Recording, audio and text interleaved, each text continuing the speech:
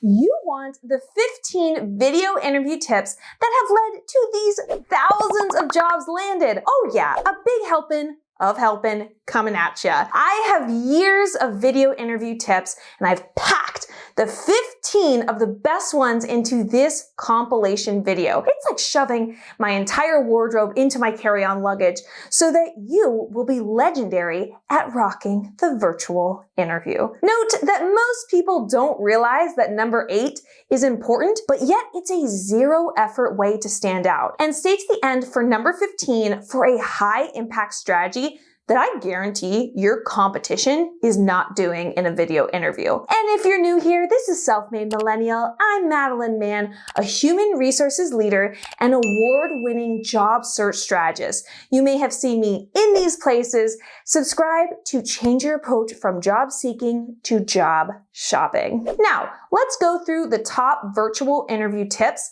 that will help you to ace the video interview. Notifications. Nothing gets your nerves going haywire quite like someone you know deciding to send you 8 texts in a row while you're interviewing. Set your phone to do not disturb and create a guest account on your computer and then log into that for interviews. That should eliminate any notifications from your normal computer that they may throw at you. The power of similarity. We as humans are naturally inclined to protect our tribe, or really anyone who seems similar to us. Of course, this is highly problematic because people often hire and promote people who are like them, which leads to about the level of diversity you'd find in a bunker full of minions. But there are ways that we can twist this desire to feel like we are in their tribe. What I want you to do is request the names of the people who will be interviewing you. Ask this to whomever is coordinating your interview, and trust me, it's a normal ask. Then do some tasteful internet sleuthing. Their LinkedIn profile will often be enough information, but you could branch out to their Twitter or their personal website as well. Pick out 1 or 2 things that you can connect with them on, such as they also have moved a lot. They also have stayed at a company for more than 4 years. They also do community service. Notice none of these things are hyper specific, like you both went to the same school, which if you did, that will really help, but not all of us have that luxury. So expand your mind and look for anything that makes you slightly similar and bring it up in the interview. You can say something like, I was excited to speak with you because I saw the different cities you've lived in on your LinkedIn profile. And it's nice to connect with someone who has a similarly nomadic past. You get what I'm saying, right? And you know what's the wild thing? This person is going to feel seen. They're going to feel noticed. They can now talk about him or herself, which is their favorite topic, and they are now seeing you as more similar. This is powerful stuff, pooches. Ask questions at the end of the interview. All the time, I hear people say, oh, no, don't ask questions at the end of the interview. The company will get annoyed. What all those people have in common is that they have never hired anyone, or they ask really poor questions in the interview, such as before they get to the offer stage, asking questions like, how much vacation time can I take off? Or asking a lot of questions that are easily answered online, such as, what does your product do? Don't do that. But a very common reason that a candidate is not selected for a job is if they didn't ask any questions. It happens all the time. You need to ask questions at the end of an interview. If you only get one thing from this video, it's that when they ask, do you have any questions for us? You ask them several questions. You come across as someone who isn't properly vetting the opportunity otherwise. I've seen this time and time again, folks. I cannot emphasize it enough. I will put it in obnoxious text across the screen so you all can see it in the back. What do you ask though? Well, I have a few questions that are super effective. Ideally, your questions are customized to the opportunity. But watch the video I have on 5 questions to ask during the interview. I will walk through 5 different types of questions to ask and several variations for each. Those work really well in many interview scenarios. Excellent success stories have come from that very video. A few of my favorite approaches include tailoring the questions to the interviewer. So asking them how long they've been at the company. Or if you've done your research on LinkedIn ahead of time, you already know that answer. And then asking them if it's been over a year, how the company and their role has changed over time, or what has kept them at the company. And if it's been less than a year, asking things like how has their expectation of what the role in the company would be like different than their actual experience once they joined. Another great question to ask the hiring manager is, has the search for this role been moving quickly or have you been interviewing for a while? If they say the latter, ask them, what have candidates been consistently missing when you interview them? The answer to this question is some of the most valuable information you could ever dream of. Whatever their hangup is, now you know, and you can address that head on in your interviews. You got to make sure that won't trip you up and stop them from choosing you. Now, let's talk about how to appear friendly and confident. Practice looking into the camera instead of looking into the center of the screen. The person on the other side will feel more connected to you because it'll feel like you're looking at directly in their peepers. Smile a little more than you normally would and pep up your energy. The video may add 10 pounds, but it subtracts 3 cups of coffee, so you will come across a lot less energetic. Practice all of these moves with a friend on the other end, and choose your most honest friend. They will tell you if you're coming off confident or like a grinning buffoon. Make sure you have practice answering interview questions and that you have your key stories that you want to tell, and make sure they are well rehearsed. I will link the Tell Me About Yourself worksheet to help you sketch out your answer to that question, because you know that one is coming at you. And if you answer it poorly, it sets the tone for the rest of the interview. So I will link it in the comments and in the description. The rule of thumb for in-person interviews is to dress one step up from what employees typically wear. And it's the exact same rule for video interviews. That means that you should dress a little more formal than what an employee would be expected to wear on a typical day. Guess what? This rule is actually more important for video interviews because it can make such a powerful impression. Because so much of your competition isn't doing it. I was scheduled to run a video mock interview with one of my clients. The video turned on, and for the first time, I saw my client wearing a button-up shirt with a tie and a jacket. And I had a huge smile on my face. I mean, he knows me. He knows that I'll think he's a champ no matter what he looks like. But again, it spoke volumes to me that he was taking this interview really seriously. And then, of course, he completely rocked his mock interview. Wi-Fi high five hitting the airwaves for you, sir. Make sure before you do your first one-way interview that you put yourself through some good old-fashioned homemade exposure therapy. Exposure therapy is where you simulate the stress-inducing environment so that when you face it in real life, you are better at coping. So I recommend practicing with things that make you nervous, such as have a countdown timer right there in your face, record your responses on video, have a friend on the other end with their video off, just sitting there judging you, and have them ask you questions that you possibly didn't choose or plan for. If you're anything like me, all of these factors get your blood pumping, but you'll feel much more in control come the real thing. I will link 2 videos in the comments and in the description that include how to not ramble in a job interview and also how to increase your confidence. Background. For the background behind you, aim for the least amount of clutter possible. Notice what is in your background. I know I have a desk in the bedroom, and it's usually only once I log on to the video call that I notice the closet door is wide open, and it does not look so good. So luckily, I often remember to then close it before starting the call. The power of timing. Okay, this tip is really juicy and takes no effort. When I look at my Rise app, it shows me when are my peak focus times and when are the times I am not focused, aka when I will find any excuse to be distracted. And it sends me push notifications based on my circadian rhythms to say, you are about to be productive this hour, get in the focus zone.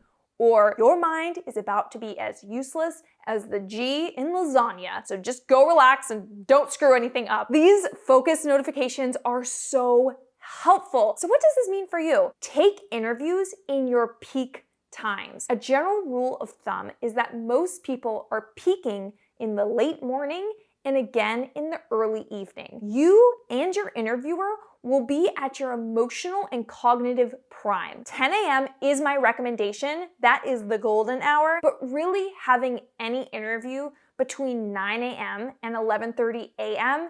is ideal. This research is reflected in job interview studies, but also in studies of surgeons. They found that surgeons had far lower incidences of mistakes for surgeries performed in the morning instead of after lunch. So get those morning surgery slots, folks. Clarify before diving deeper. You will often be asked broad questions in interviews, and possibly those questions aren't even well crafted, but there is an intention behind them. Help the interviewer to further guide you. So if they ask a broad question, like, what is your project management experience? What do most of us do? We just start rambling and talking in circles until we see some sort of acknowledgement or nod that we're on the right path. Or we are far too concise and say something like, yes, I have 3 years of project management experience. What should you do instead? Give what I call a menu answer where you understand where to dive in deeper, such as project management is a huge part of my day-to-day for the past 3 years. I define the team's project scope and objectives. I manage the project scope, the schedule, and costs. And I have extensive experience with different project management software. Would you like me to dive deeper in any of those areas? So here you're giving them a menu of what you can serve up as a fantastic answer so that you can better understand what the heck were they trying to get out of that question. Maybe it's simply checking that you have the experience, so they just want a short and sweet answer, which you gave them. Or are they waiting to hear you say that you've worked with a certain type of software? You don't know. And so by providing a broad answer and asking them to narrow you down, you'll give the type of answer they were hoping for. Computer. Ideally, use a computer for your video call instead of a phone. It looks more professional. And then stack it up on several books so that you're not looking down at the camera. It subconsciously sends a signal that you are looking down on the interviewer. You want them to see you as their equal. And so there's some low-key psychology associated with all of this. So make sure to get that puppy eye level. Come prepared with notes. Have the job description out in front of you and have stories from your professional career that show your competence as relating to that job description. It's what I call building a story toolbox and is one of the most potent ways of passing an interview with flying colors, such as this job seeker who landed her dream job at Amazon during the coronavirus outbreak from using my story toolbox approach. I will link a video on how to build a story toolbox of your own and a playlist of all of the most common interview questions and exactly how to answer them. So many of these questions in that playlist show up all the time in these Spark Hire one-way interviews. So make sure you have bullet point notes of what your answers will be to those questions. Flip the question. This one has dramatic results. For some questions that you are asked, finish by asking a question, such as they ask, what is your leadership style? And you answer, my leadership style is, answer, and then make it more of a conversation and ask, does that fit with how you all work? Which leadership styles are most successful here? This is important context for you to know, should you work with this company? I have a full video on how to answer this question, what is your leadership style? Because it can be a really challenging question, which I will link in the comments and in the description. I want this job because I want to work remotely and have a flexible schedule. Oh my gosh, yeah, I've had this experience with a candidate once. He was like, yeah, I really like this role of consulting because I don't have to go in the office because you don't have one.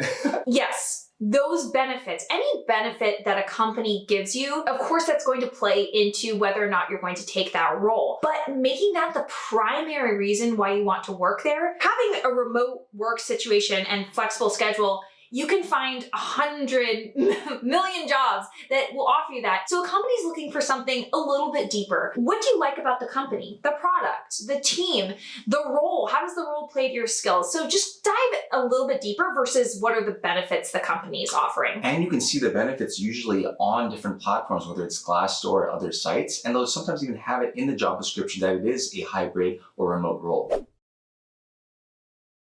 The power of rest. Speaking of interview preparation, there is no doubt that the more you prepare for an interview, the more you are going to slay it harder than J-Lo in any decade. But a huge mistake people make is cramming that information the night before, late into the night, or even worse, the day of. Studies show that learning doesn't happen in the moment. It happens when you sleep. It is best to do interview prep a few days in advance of the interview because the learning and memorization happens while you're sleeping. It's incredible. Studies show that a full night's sleep after learning new information significantly boosts how well and how accurately you're able to recall what you learned. Being sleep deprived for an interview is proven to be one of the most detrimental things you can do because you're less clear-headed, you're less charismatic. I always practice the evening before and relax the morning of because our brains do all the hard work encoding in our memory while we're sleeping. And that's on working smarter, not harder. Now, Elizabeth, you did the BAMF Finder approach in your interview, but the digital version. And for any of you who are unfamiliar with the term BAMF Finder, I have a full video where I walk through how to create a portfolio for any profession. And that is going to be a great tool for you to watch in tandem with this video. So I will link it in the comments and in the description. But Elizabeth, can you walk us through what you did? So what I had is several work examples open on my screen, ready to pull up depending on what question I was asked. I knew they could work for several different questions. And then when they asked the question, I would answer in high-level summary first. And then I would say something like, in fact, I happen to have a document that shows how I organize this event. It's our running sheet that I use with the volunteer team leaders. Would you be okay if I shared that right now on the screen and then I could walk you through some more detail? And then they might be a little surprised and they'll say yes, and then share the screen, make sure they can see it okay, and then walk through the document briefly. And then I share the screen before the very end of the answer. So at the end of the answer is where tying into relevance, passion about connecting it back to the organization. So that was sort of my approach. And I do have a couple tips for when you're actually sharing the document. So first thing is, make sure you don't scroll too fast. And to be mindful, the interviewers may not be able to follow the cursor. So using some like verbal direction, sort of like, hey, you'll see under column 3, it says such and such. And then secondly, just to make sure to unshare soon enough so that they're not looking at a boring document for too long. I love your approach. You are the MVP. Can you show us an example of this in action? Okay, so here's an example that would work for any question to do with like, so tell us a little bit about your experience working with volunteers or planning an event.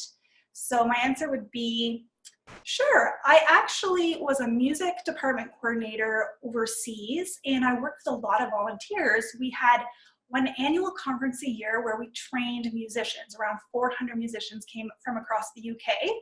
And so I helped coordinate team leaders to plan leading up to the day and organize logistics on the day as well. So I actually happen to have a run sheet that I used with all the team leaders on my computer. Would you be okay if I shared my screen right now and then I could walk you through some of the details? Yes, go right ahead. You'll see here that my name's at the top. So I was organizing logistics and coordinating the volunteer team leaders. There's around 10 volunteer team leaders, all different areas, around 100 volunteers total. And the scope of the event was we had several music performances and keynotes, some breakout sessions and a concert. So a lot of moving parts, which is what I love about event organizing. And then you'll notice here that we have it broken down by time, team, details. We use this run sheet as our agenda for all the planning meetings leading up to the event, so every team could see where they were and what they were doing. This was definitely shifting as we went along, so it was important we have a document very detailed. And then you'll notice here at the top that each seminar had multiple breakout sessions, multiple venues, multiple locations. So it was really important that as volunteer leads, we had ways of communicating, whether phone or other methods. So that was part of the approach that I used. What the event showed me is I loved leading volunteers. I loved the coordinating and the administration and all those details, right? And it affirmed for me that that's the type of thing I want to keep doing in my career. My boss gave me such a good compliment after. He said that that was the first conference in some time where he was able to totally relax and just like enjoy the event, knowing that I had all the details covered and the team leads could come to me if they needed. So that just affirmed that this is the type of thing I want to keep doing, which frankly is why I applied to the role. I saw that you have 2 events, I think, next year. So I know that I want to bring these same skills to your organization and help all your volunteers like be a part of bringing forward a great, successful event. Phenomenal. Such a tangible example. And what was the reaction? At the end of the interview, when I got the job, I made sure to follow up with all the panelists, and each one separately told me their first impression was the ease of use of the technology, sharing the screen, and how they were absolutely floored. And their conversation after the interview was that they should really consider hiring me, especially in the state that we're in, where working remotely is the new normal for now. It was important to demonstrate this seamless experience that's very personable and mimics the in-person experience as much as possible, right? That is so great. Do you prefer phone interviews, video interviews, or in-person interviews? Put your answer in the comments. I actually like phone interviews the best because I can just focus on conveying information and not all the other distracting elements of an interview. What about you? Be sure to grab your Tell Me About Yourself worksheet. Good luck on your video interview, and don't forget to like and subscribe. You've got this Wi-Fi high five.